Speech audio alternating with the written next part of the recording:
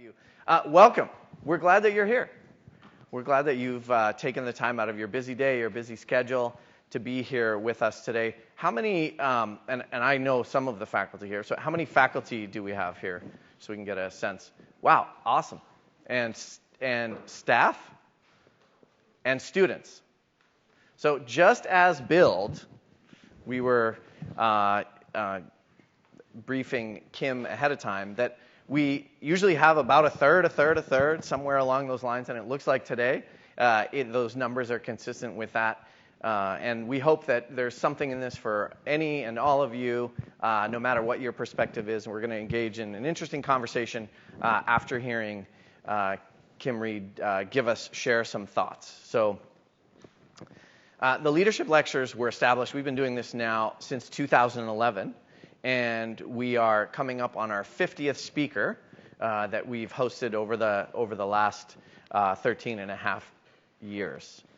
Today we have the Honorable Kimberly Reed as our leadership lecture speaker series. Kimberly served as the first woman chairman of the board of directors, president and CEO of the U.S. Export-Import Bank of the United States, which is the nation's official credit agency that has a credit facility of $135 billion. And she started up this agency that has a long, multi-decade history after a number of years of dormancy. And so we'll hear a little about that and speak with that. She held this role from 2019 to 2021. After being confirmed by the U.S. Senate with overwhelming bipartisan support. Bipartisan support, that's not something we hear about very often these days, and I think speaks to the clear credibility that she had in this space. She has received the Franklin D. Roosevelt Award, which is the highest honor from the U.S. Export-Import Bank. She also has the Medal for Distinguished Public Service from the U.S. Department of Defense, which is their highest civilian award. Today, she serves on the board of directors of several public companies and the American Swiss Foundation. She also is a senior leadership fellow at the Adam Smith Center for this spring 2024 semester, and I think a number of you who are here today are in class with her as well. So you'll get a double dose today as she teaches early this afternoon. She has been recognized as one of the 100 women leaders in STEM.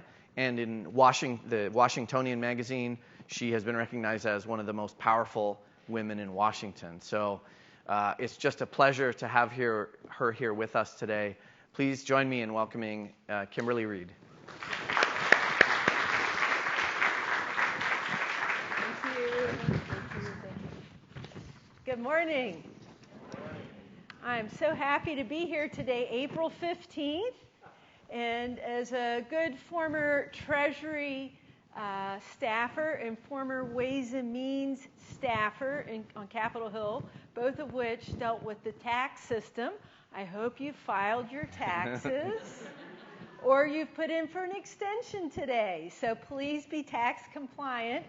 And with that, I'm just so thrilled to be here. I was so touched when Nathan called me and asked me to speak with all of you. For the past few months, I have been a senior leadership fellow at the Adam Smith Center for Economic Freedom. I was so honored to be asked to do that. And do we have our director here? So please stand up, Carlos. If you don't know what the Adam Smith Center for Economic Freedom is, I encourage you to take a look and participate in their outstanding programs. I'd also like to ask all of the staff and the students in my class from the Adam Smith Center to please stand. Yay! So we're having our final class this afternoon, and I was interested in seeing that we are oversubscribed, standing room only, some Mondays, and it's just been the joy of my life to see the young leaders here at Florida International University. I'm absolutely blown away by the talent, the drive, the inquisitiveness, and the kindness of the students here. So even though I'm from West Virginia, where I'm a mountaineer, WVU Law School, and undergrad at West Virginia Wesleyan College, a Bobcat, I feel like I'm now an honorary Panther as well. Yeah, absolutely, yes. So I'm sure we all know who this gentleman is. And unfortunately, in 1865, today, April 15th, he was assassinated. So President Abraham Lincoln, I think, is the United States' greatest president. Since I was asked to speak on leadership, I just wanted to put his story to you and challenge you to learn more about what an amazing American he was. This is him as a young man. So take a look at that profile. And even though I think he was our greatest president, you can see all of the failures he had in his life. So he had mother died, sister died. He failed at business. He was defeated in an election in Illinois. His fiancée died. He had a nervous breakdown. He was defeated when he ran for Congress in 1843. His father died. He then was defeated running for the U.S. Senate in 1855. He was defeated for vice president in 1856 and defeated again in 1858 for Senate. But he is teaching all of us, you cannot fail unless you quit. And I find that to be so true for my life. And I feel that my failures are the biggest lessons to help me be a better person and have actually put me where I'm here today. And I want to share some of those insights with you. So Abraham Lincoln, 1860, running for president of the United States. Yet he had these three challengers: the governor of New York, the senator from Pennsylvania, and the governor of Ohio. Republicans running, well-known, well-liked, very popular, versus the gentleman whose story I just shared with you lost a lot of elections. So running against these guys, and we're getting ready to have our own Republican and Democrat conventions this summer. I hope you attend or watch both of them on TV. It's amazing to see our democratic process underway. I will be a delegate to the Republican convention in mid-July, representing the District of Columbia. And it will take place in Milwaukee. And the Democrat convention will take place in August. But this is what it was in 1860. It was known as the Wigwam Convention. And look how it was before social media. Can you see all those people at the rafters and really trying to get who they wanted elected? But back in 1860, it was considered uncouth to be at your convention. So Abraham Lincoln wasn't here. You had your supporters there trying to get the vote for you. But you were not there. You're humble, and so this was taking place, and he was running against these other guys, and it had to go to many, many, many ballots. And finally, we had Abraham Lincoln elected. I love this photo from the Civil War. I just want you to see how tall he is and what presence he had. So he was elected in 1860. I'm from West Virginia. I don't know if any of you have ever been to West Virginia, the mountain state. Have any of you been there? Yeah. And so I like to say that West Virginia is the child of the Civil War, because West Virginia was part of Virginia, and West Virginia wanted to become its own state. And imagine the Civil War happening in these stressful times. And so this is the state capitol in Charleston, West Virginia. I think it's a beautiful capital. I like it probably even more than our U.S. Capitol, because I was born in Charleston in 1971. And in front of the Capitol, there's a statue of Lincoln walking at night. And so if you're ever in Charleston, I want you to go see it, because here is a leader in the middle of this huge war, and he's having to decide about, should West Virginia become its own state? And so you just can see in the statue the stress that comes when you're a leader. and having to make hard decisions. I don't know if any of you have had to make hard decisions.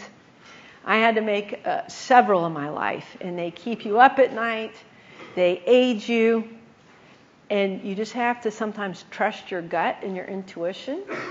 And once you make the tough decisions, have calmness, and then good things come. And if good things don't come, you learn from those lessons. So I'm here as a West Virginian because of Abraham Lincoln.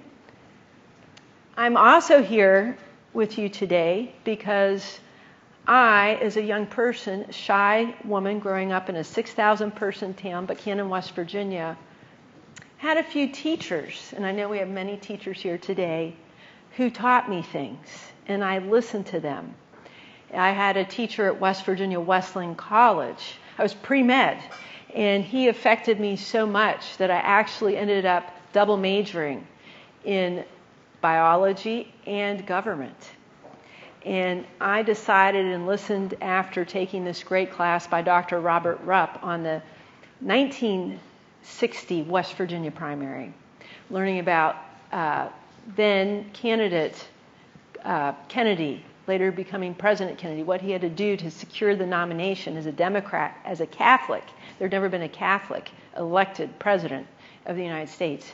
And everyone said, if you can get elected in Protestant West Virginia for the nomination against Hubert Humphrey, you have a path to become President of the United States. So I studied this course with Dr. Rupp, and he taught me something huge, which was be bold and show up and go for it. And don't be timid, because the rest of the world is moving on, and you can too. And he challenged me as a shy 18-year-old freshman to go interview the sitting Secretary of State of West Virginia, Ken Heckler, in that building, which was 2 hours from where I was in college. Go interview him and ask him what he learned from the 1960 West Virginia primary, because he was a congressman at the time. And this sitting Secretary of State of West Virginia taught me a lot. He also taught me that Kennedy used his family money to really influence the state. So it's an interesting bit of history to read and learn of how he secured the nomination. But from that experience when I was in college, I then was reading the newspaper one day. I was getting ready to go to law school at WVU Law School, West Virginia University Law School. It was the summer before. And I was reading the newspaper, and it said there's going to be this huge Republican Young Leaders convention taking place in West Virginia, in Charleston. And I knew a little bit about politics, but I wasn't involved at a super level. And I'm reading that this national convention is taking place in my capital. And I just thought about Dr. Rupp, and I'm like, you know what? I'm just going to drive down there and try to buy a ticket, cold, not knowing anyone. Young leaders from all 50 states in my capital. I drove down, bought a ticket, and I'm seated with all these young leaders. I was not invited. I was overwhelmed. And during this convention, this man with white hair comes up on stage. And he was from West Virginia, welcoming all the attendees from the United States. And he talked about Abraham Lincoln. And his speech was, it's a thing called character. And he went through all these examples of President Abraham Lincoln and how he had character. And it just enthralled me. I mean, I felt every hair on my arm standing up. And I'm like, wow.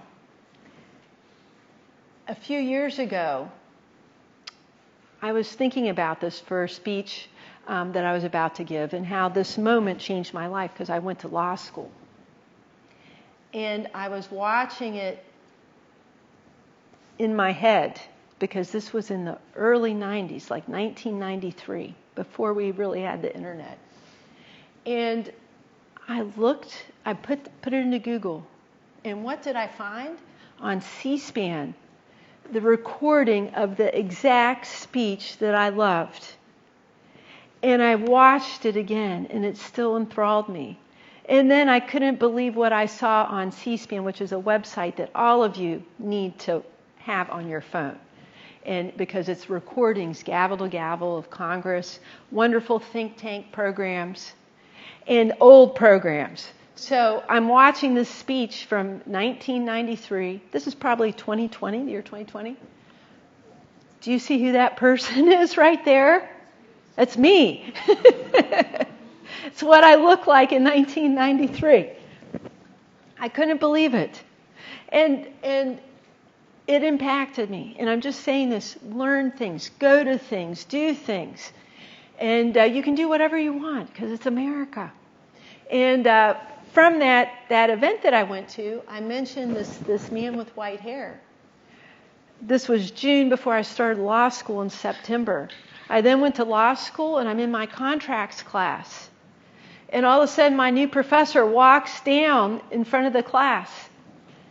It's him, Dr. Forrest Bowman. And so this man I was introduced to, and I didn't put two and two together, and all of a sudden, he's teaching me. So I was inspired. Pivotal moment. How many of you have had pivotal moments like that in your life? You will. And you got to run to them. Go seek opportunities. And I think because you're here today, this is a voluntary group of amazing leaders. You all are leaders because you're here to learn about leadership. So from that, I had law school, a great career on Capitol Hill as a counsel. I worked at the U.S. Treasury Department, senior advisor to two Treasury secretaries, John Snow and Hank Paulson. I just had an amazing career from that moment. I could have gone to med school, but this teacher inspired me in such a way that I chose law school. Do we have anyone going to law school or hoping to go to law school? You're going to learn critical thinking skills. You're going to learn great writing skills. It'll prepare you for whatever you do, because I've never practiced law. I was interested in public policy. But I also was interested in politics, and in my free time, every single election cycle, I volunteer. And I'm not talking today about Republican or Democrat. I'm a Republican, but if you're a Democrat or an independent, that's great. Volunteer. Be involved. And you can do that at the local level, the state level, or the national level. And so I went out every cycle. And in 2016, I volunteered, and they deployed me to the state of Pennsylvania. I had a normal daytime job. I was heading an organization that dealt with food and agriculture called the International Food Information Council Foundation. But in my free time, I wanted to help be part of the democratic process. So I'm in Pennsylvania, and on election night, I'm seated here in this little room with the state party chairman of Pennsylvania and Trump's head of Pennsylvania, David Urban, who you can see now on CNN, I think, or one of the political Sunday shows, and some other people, press secretaries in the room. And next thing I know, I'm watching this man on this telephone right here. I don't know how many of you remember 2016. It was really close. I'm watching the state party chairman call President Trump, and I took a picture of it to say, "Sir, you're winning Pennsylvania. You're going to be president of the United States." So I was right there when that happened.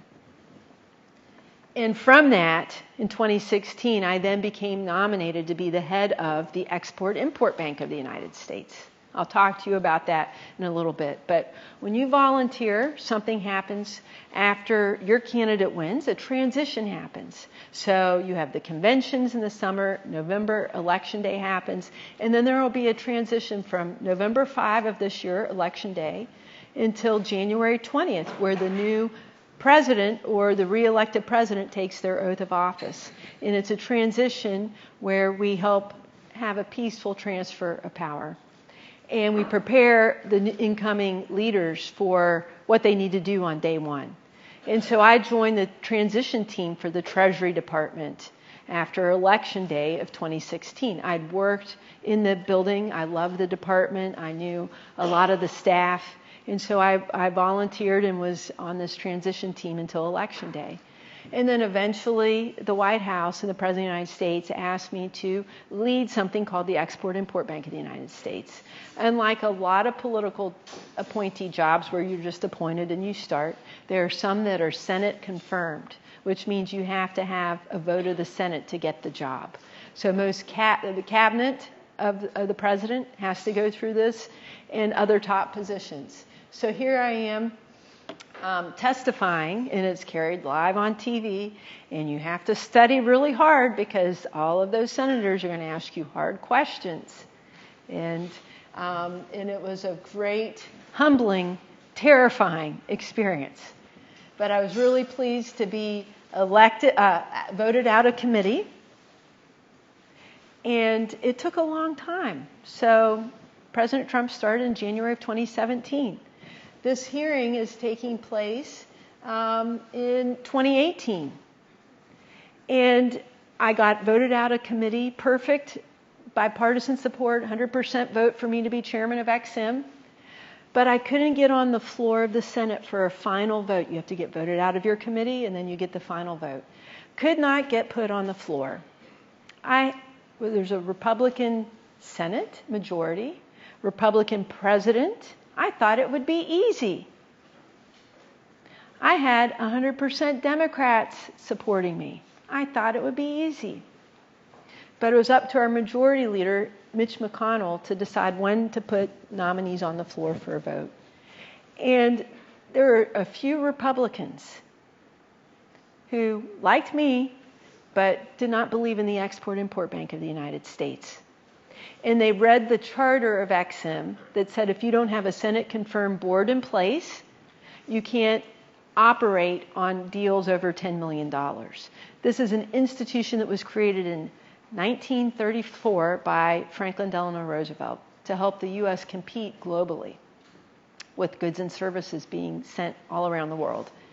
But a few Republicans philosophically felt that it was not the job of government to intervene in the private marketplace and do this. And so they wouldn't put me on the floor for a vote because it would reopen the bank. The bank had been shut for 4 years because they wouldn't confirm the nominees to do what the bank needed to do. So how do you think I feel? I quit my job at the International Food Information Council Foundation, volunteered, worked hard. I'm unemployed. I have a majority. I needed 51% vote. I had 51% for sure. I couldn't get a vote. How would you handle that situation? I know Nathan and I will talk about that a little bit more during our fireside chat. But faith, hard work, doing all you can, asking for help, prayer. And so I wasn't going to be put on the floor. It was distressing. And then one day in April of 2019, a friend invites me out for a lunch. And I almost said no. I was tired and doing other things. And this voice inside of me said, just show up, just go. And I'd had that voice inside me before. I go to this lunch, and next thing I know, President Trump walks in front of me. And there are like 100 people in this lunch. He doesn't know me. He'd met me twice for maybe a few seconds to say, yes, you could be my nominee for EXIM. But this is like, a long time later. Out of the blue, he comes over to me and he looks at me and he says, how's it going? What do you say to the President of the United States? Something came out of my mouth. Truth and honesty. Sir, I'm not confirmed yet. He wants the Export-Import Bank working and helping American businesses thrive. He slammed his fist on the table and he's like, what do I need to do to get this done?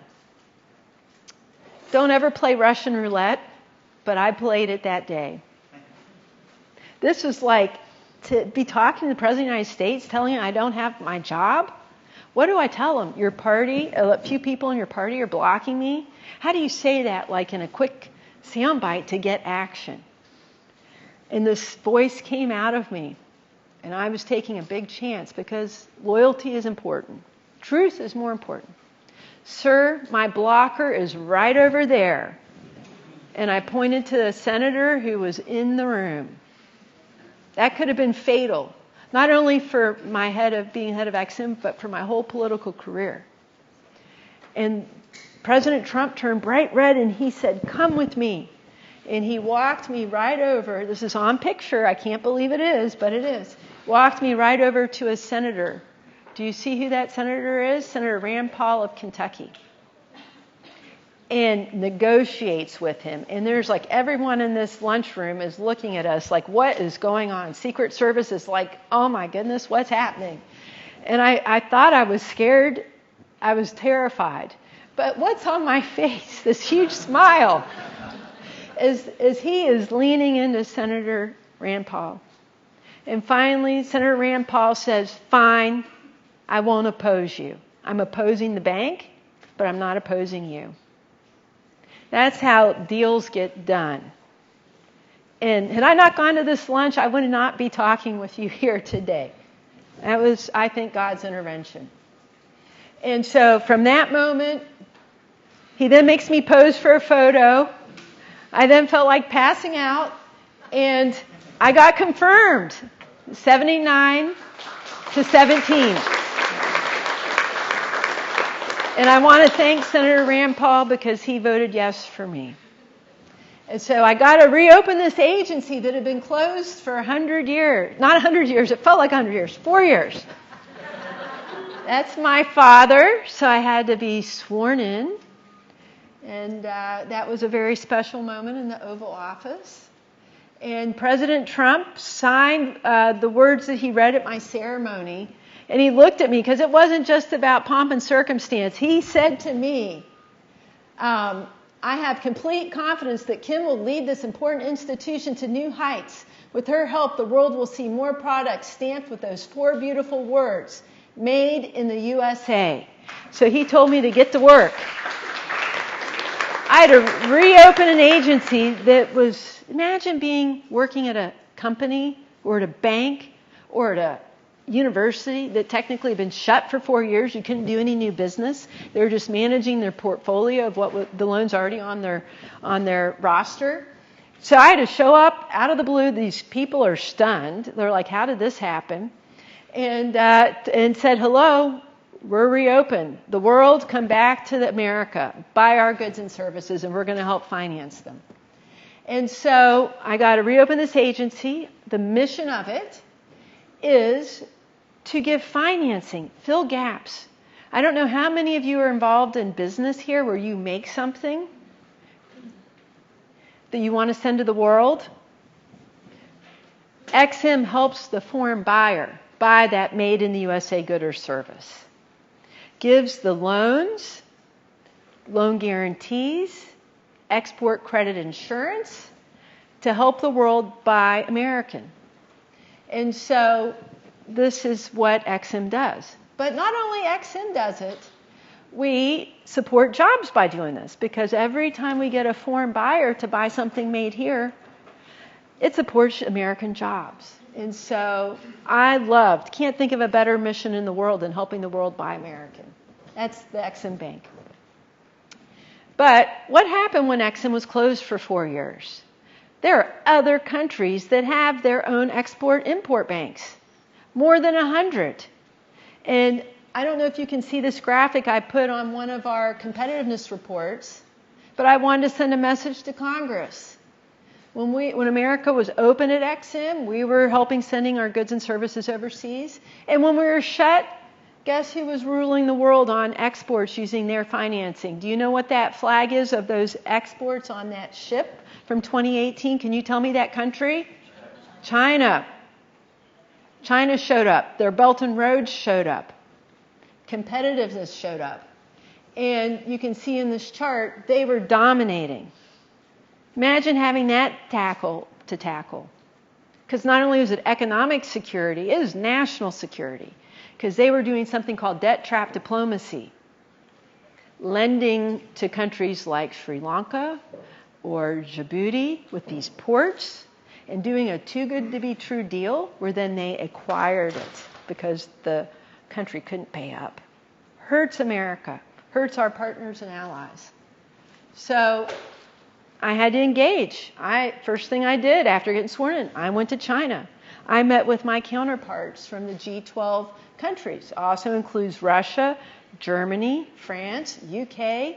This was like the day after I took over at EXIM in China. President Trump asked me to go to South Africa. I represented our country at the swearing in of the president of South Africa, Cyril Ramaphosa. And I wanted to say to Africa, come back and buy American. EXIM can help finance it. So we do lots of transactions, thousands and thousands of jobs. And what I love is at least 80% of what we do is small business. So I hit the road going back to American businesses, including with the Florida Chamber of Commerce. I spoke to a big port conference in Florida as well. But all these great goods and services, because we want to help everybody, not large companies like Boeing and Caterpillar and General Electric only. We want to help mom and pop small businesses export around the world. So in Florida, you can see this chart on EXIM's website. But in the past, 2014 to 2024, EXIM supported $7 billion of Florida exports. And you can read 582 total exporting companies. So I think that's great. More to do. One of the exporters I celebrated at the Florida Economic Club was a company called Greenfield World Trade. They make kitchen equipment, and they export it all around the world. And they have 450 employees. I don't know if you've heard of them. They're up in Fort Lauderdale. But we supported them, and they were one of our exporters of the year. The largest deal done in EXIM's history. I also came down and viewed and touched in Port Manatee, Florida. It was a $4.7 billion deal to sell this equipment. I don't know if you can see this big piece of equipment. That's called an LNG exchange pipe, and it goes in the ocean to help tap LNG in the ocean. And it supports thousands of jobs. So we financed that, and I got to actually touch that piece of equipment in Port Manatee, Florida. It was going to be sent on a boat over to Mozambique. I also had the big challenge of getting EXIM reauthorized. Not only did I have to reopen it, but Congress, you'll hear this word, reauthorization. Congress likes to do its due diligence and its check on the executive branch. So it makes programs and entities expire from time to time. And the Congress has to come back in, review it, and vote to keep it going again. So EXIM was going to expire at the end of 2019. So those senators who blocked me from being confirmed then we're really working hard to not reauthorize EXIM, which would shut it down for sure. Program doesn't happen anymore. I had to hustle Capitol Hill like you wouldn't believe. And I had to deploy many partners and allies to do the same, including small businesses, including your former head of the Florida Bankers Association, Alex Sanchez. I don't know if you know who he is. He just retired, but he was a great advocate for Florida and small business. So we had to get us reauthorized. That was not easy. We did it. And I had to stand up a new program that Congress said, let's focus in now. If we're going to reauthorize EXIM, we don't like what China's doing. So we're going to have you also start up a new program to help neutralize China EXIM and advance America's comparative leadership around the world, including in key technologies. And I know in our Adam Smith Center, we focused somewhat on AI and high tech. So Congress gave us a special power to do that. And here at the same time, not only are we competing with EXIM of China, but also from EXIMs around the world. These other countries want to have the world buy their goods and services. So what can we be doing to being the success? You have to help the world understand America makes the highest quality and best goods in the world. And so I had to share my story globally, not only with small businesses and companies in the United States, but globally. So you'll see me there. The world's changed a lot since these photos were taken in 2020, 2021. Aung San Suu Kyi, who was the de facto leader of Burma. I went and met with her. Burma now is in a horrible state. She's under house arrest. They've had the military take over.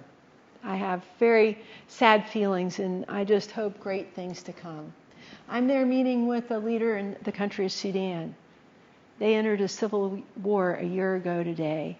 Heartbreaking, but I was there trying to say, America wants to be here for you. But the world's changed a lot. Here's a leader. I don't know if you know who he is. He's our national security advisor during the Trump administration, Robert O'Brien.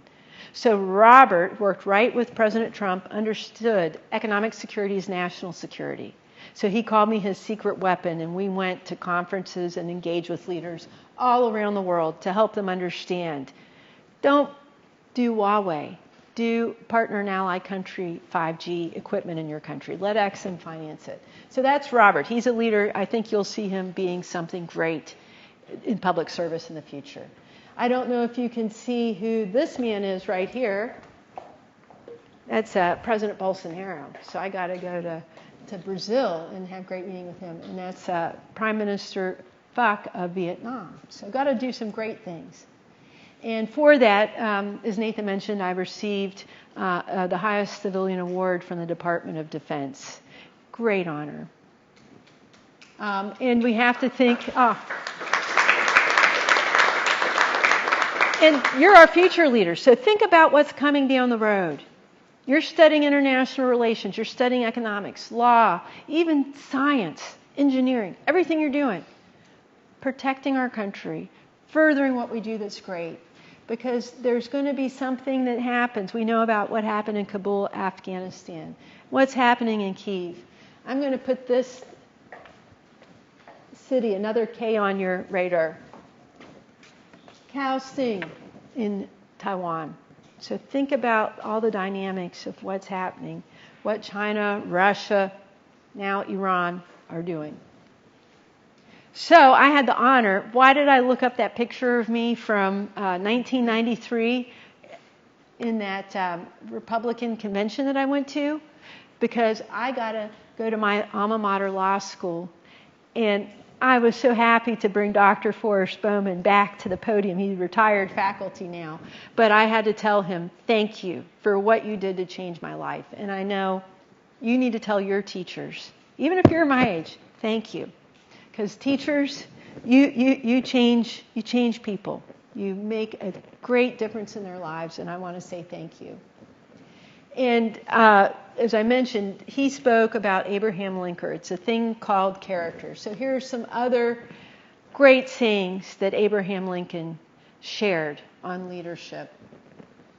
And I like the last one. The best thing about the future is that it comes one day at a time.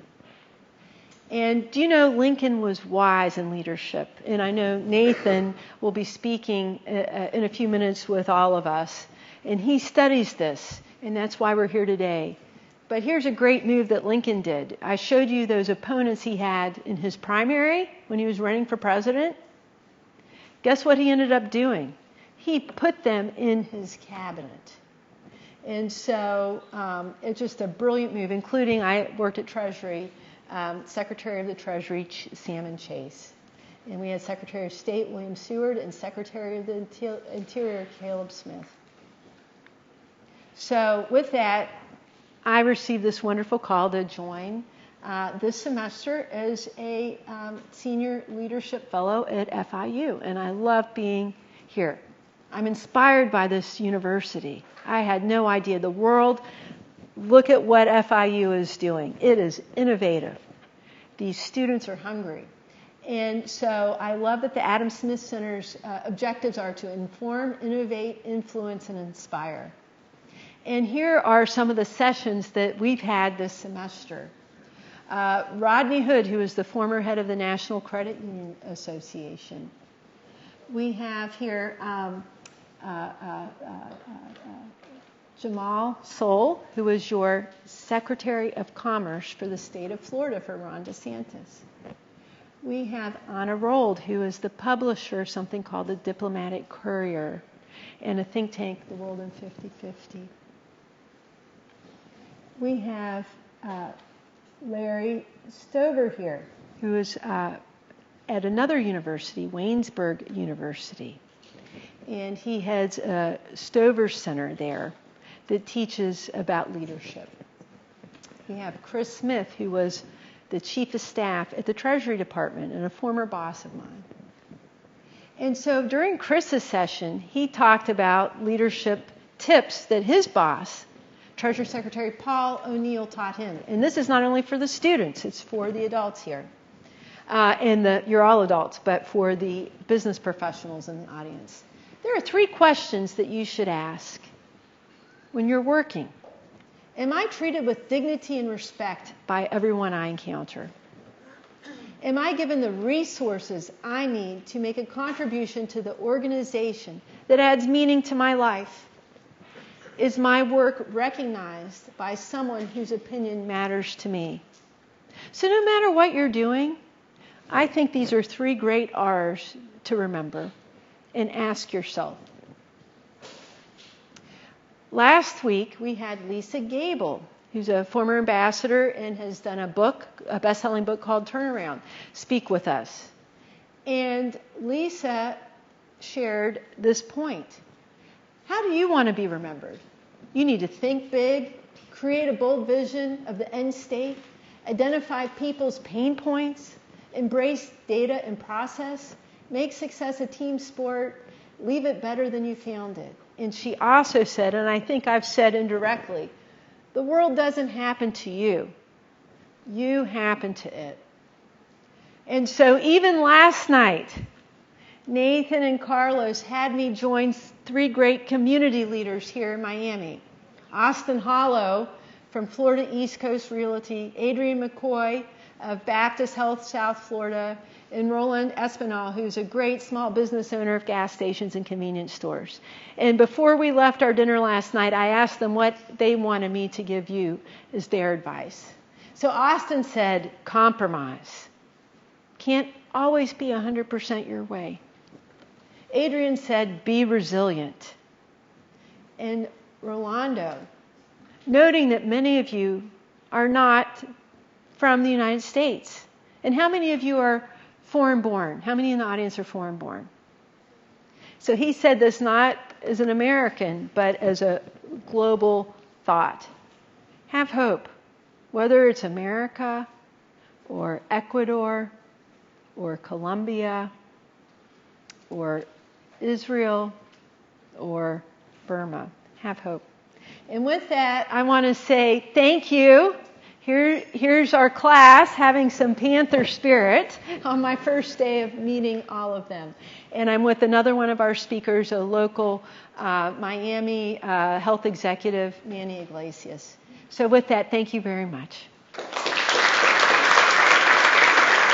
Thank you. So I'm going to just ask one question, and then we're going to open it up to everybody.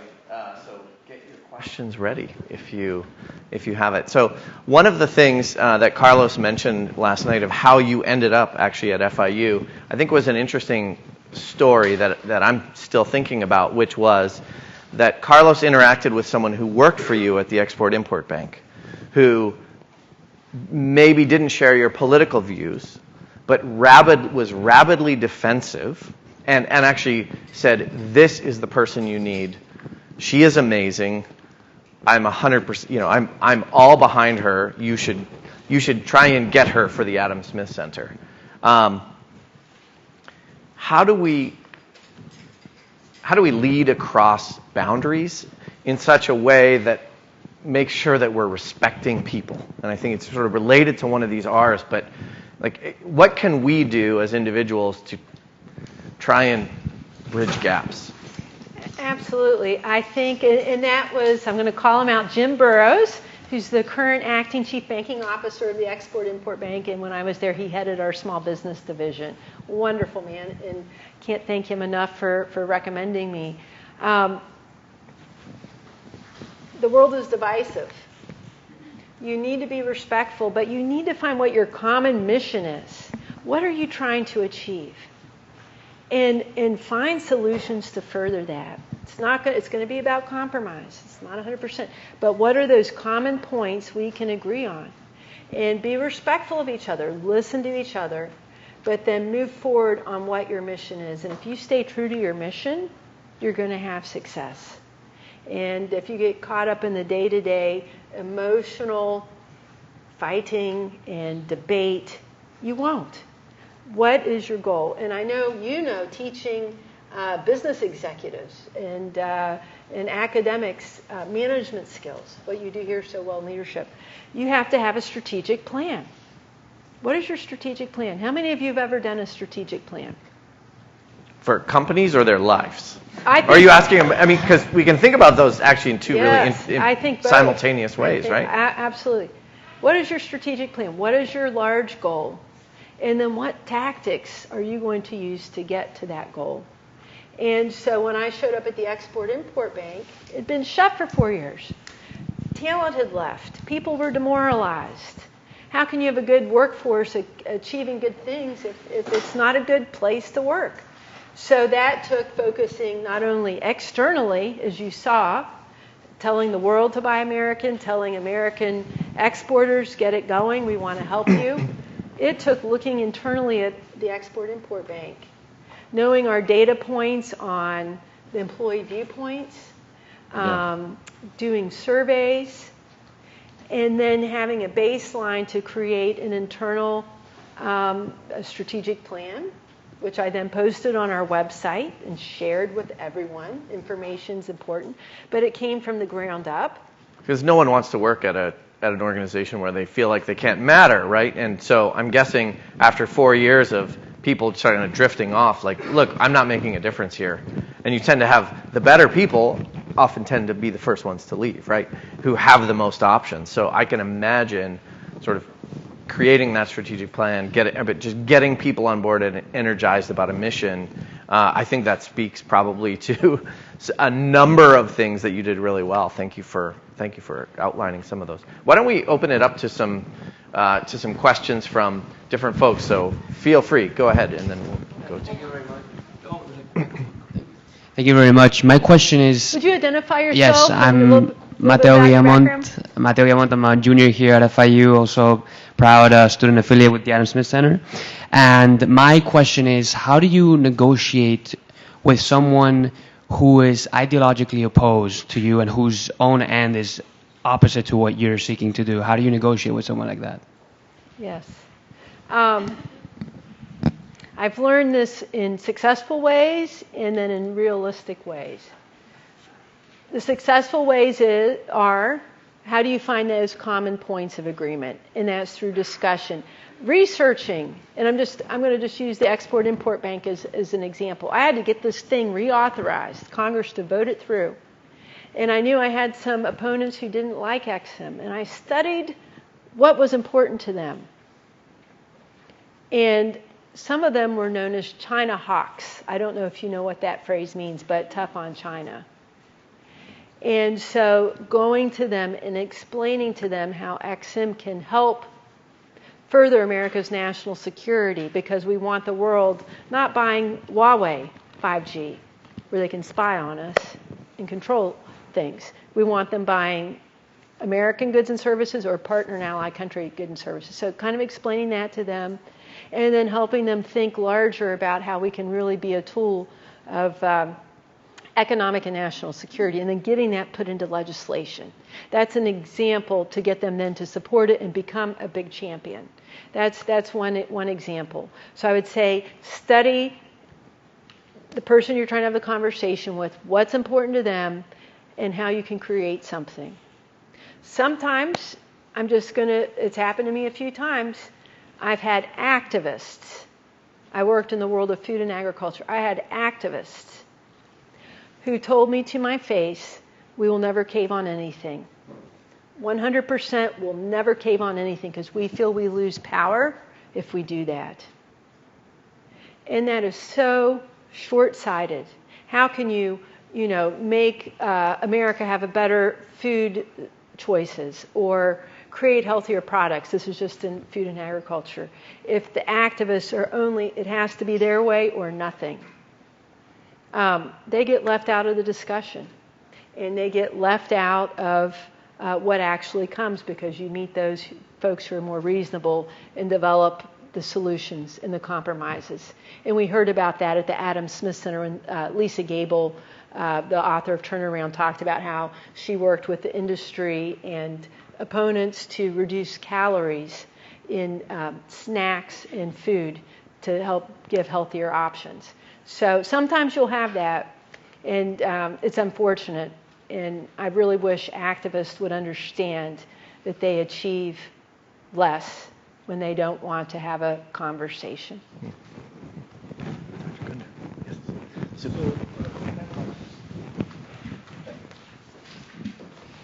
It was a great talk. Thank you for the delightful presentation. So as a professor of international business, I teach my students that politics and economics are the flips of the same coin. So in many ways, the State Department, the Department of Commerce basically work together to define the U.S. foreign policy. And yet what we're realizing in the last few years is that the geopolitical landscape has changed a lot. It is a fight of the autocratic environment versus democracy. And what I'd like to get your opinion and feedback is that how does this EXIM Bank helps countries to basically fight for the democracy? I come from India, which is the largest democracy in the world. And of course, the Indo-US state relations, economic front, everything is growing great, but we need to do more. Especially, there's a great divide between global South and global North. And so what can we do as in the United States, which is the major economic power, military power, economic power, and a role model for so many countries. As an immigrant myself, U.S. gave me the opportunity to come here and study and contribute to the development of. So my thinking is that what can we do more to help United States to reach out to people in many parts of the world, was Africa, Latin America, Asia, to make them understand that it is their way of life which is at stake, and how can we make a difference in the U.S. Especially EXIM Bank, towards making them a better individual, better society at large. Yeah. Thank you. I'm involved with an effort at the Atlantic Council called the Freedom and Prosperity Center. It's headed by a man named Dan Negre. And they do, and I want to point it out for all of you, a great index, the index on freedom and prosperity, where they look at every country in the world. And because everyone wants to be prosperous, no matter where you live, that's what we want. And they track countries that are free and how it correlates with economic prosperity. And so America and entities like EXIM Bank are important, and I'll come back to that, but helping countries understand freedom is the way that you're going to become prosperous. And that can be many things: rule of law, transparency, regulatory burden, red tape, having less of that, but supporting human rights, very important things. But the data is showing it. Freedom equals prosperity. And so pushing those messages, and all of you can do that in some way, whatever skill you have. With EXIM Bank, we want to help a foreign buyer buy a made-in-the-USA good or service. And I will never forget, I was at a think tank doing a closed roundtable maybe 2 years ago, a think tank called the Heritage Foundation, doing a closed roundtable with the current ambassador from Ukraine to the United States. And she said to me, "Kim, it's so nice to meet you. I was so upset when the Export-Import Bank was closed for 4 years because we wanted to buy Boeing airplanes, but we couldn't get the financing, and we needed EXIM to help us buy those planes, and you were closed. Don't you think we would like Ukraine to be flying American aircraft right now, and they were not able to do that couldn't buy it for the 4 years we were closed?" So that's kind of a testament. We make great goods and services. And the bank was created to help those buyers who can't get normal financing. The Trade Bank of Iraq, I come from an interest in food and agriculture. The Trade Bank of Iraq wanted to buy U.S. wheat and rice.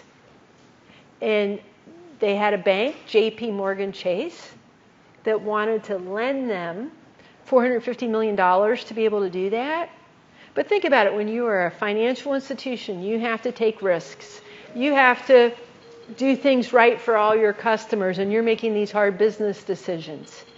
And J.P. Morgan Chase said, we really can't loan you this unless we have the Export-Import Bank of the United States guarantee our loan. So I was excited to be able to do that. And I know the people of Iraq appreciated being able to buy U.S. wheat and rice. And I know the farmers and the ag supply chain in the United States liked it too. So EXIM fills a special niche of giving the financing to help governments and private sector individuals buy these things. And but again, I think the answer is freedom when it gets down to it. We have time for one more question. In the back. Okay, thanks, Jay. Okay, we'll take two. We'll take yours in the back after. Okay. Yeah. I'm Rose. I'm a student at here. I'm studying psychology. So my question for you is, as such a successful woman, did you ever experience a sense of like burnout, and how did you overcome that? How did you keep motivated to do the work that you do? It's a hard balance. We're all human beings, and I feel like I'm an Energizer bunny 24/7. With government service, I knew when I got confirmed to head EXIM Bank that by law my term would end on January 20th, 2021. And I got put into office on May 9th, 2019. And so I knew I had this job for 20 months by law, and that was it.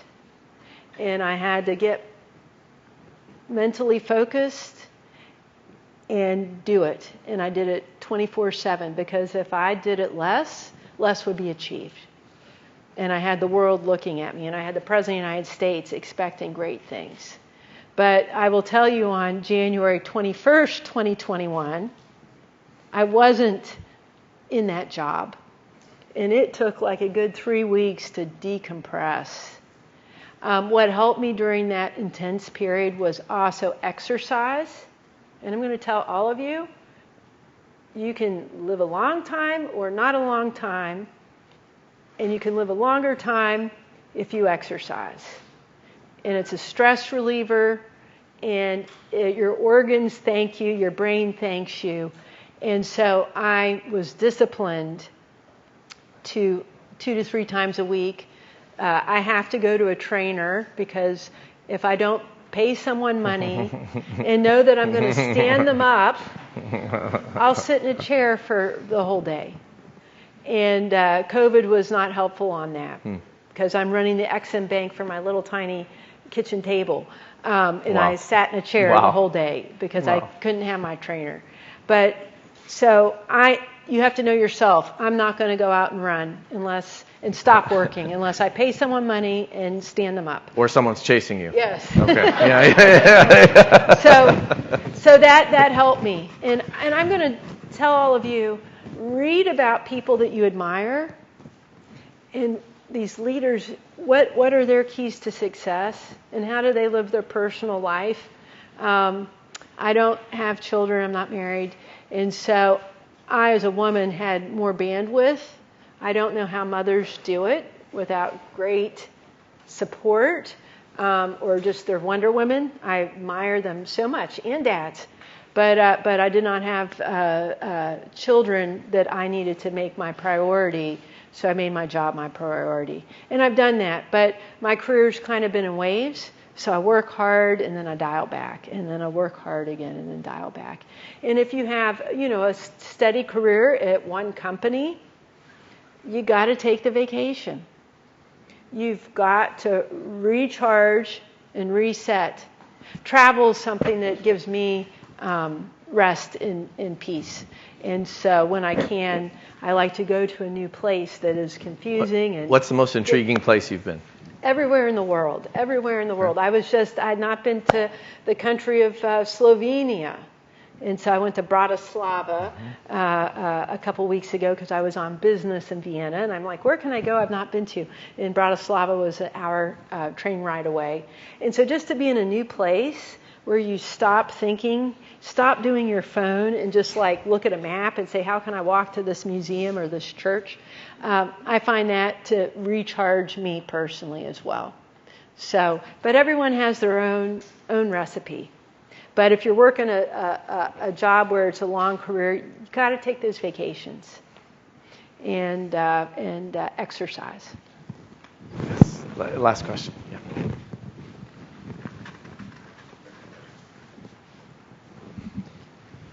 Okay, my name is Miguel. I'm actually Peruvian. I'm under the program of International Business and Business Analytics. So I had a quick question. Would you briefly describe what would you do if you would like to dive into the banking and politics, a word, if you were in my shoes, like a senior in FIU? So politics, I can't speak to how it works in foreign countries. So in the United States, every elected official has interns. Whether it's with Congress, where you would go to congress.gov or senate.gov or house.gov, look up your congressmen and your senators and call or look on their websites. They have interns every waking day. And I was an intern twice on Capitol Hill. And to get involved in politics, that's important because 1 million people are applying for these jobs. And oftentimes when you get this many resumes, you're going to look at the nice intern who's right next to you, who shows up for work, is enthusiastic, wants to learn, and will do whatever it takes to get the job done. And someone had to tell me that as well when I first moved to Washington. Just get on the merry-go-round. It doesn't matter where, get on. That's Washington internships. These senators and congressmen also have district offices and state offices in Florida or whatever state you're in. And so you can intern there. I know that every state house and state legislator also will have that. It might not be paid, but you have to figure out that it is furthering my education and my contacts, and this internship will lead to meeting people and getting something. And I also mentioned how I volunteer still in my free time. I'm going to be out in November. I will go to the convention and pay my way in July. Volunteer for campaigns and show up. And if it's your local, assemblyman or woman, or your mayor, or whatever, or the party headquarters in your county, go volunteer, because you're going to meet people and understand where the opportunities happen. So that's on the political side. Volunteer, intern. On the economic side and the banking side, I know EXIM has a regular internship process. They advertise it. If you look for federal jobs, usajobs.gov, and type in the word internships, it's going to show you all the agencies that constantly recruit interns. And that's just government. Then you have banks and private investment companies and lots of things in every community. I would show some leadership and go there and ask, can I be an intern here? What can I do to get started? And you can ask the president of a local bank, could I have a session with you to learn about what made you get where you are today? What advice would you have for me? People will be honored to spend time with you. And you'll be surprised of what doors that will open. If you just show initiative. And I'll just say, when you interview for a job, don't make it about you. Understand who you're going to work for. What are their pain points, stresses? What are they trying to achieve? What is their strategic plan? And say to them, I want to help you in this business or this entity succeed. Here are some skill sets that I have, but tell me what else I can be doing to help bring success to the organization.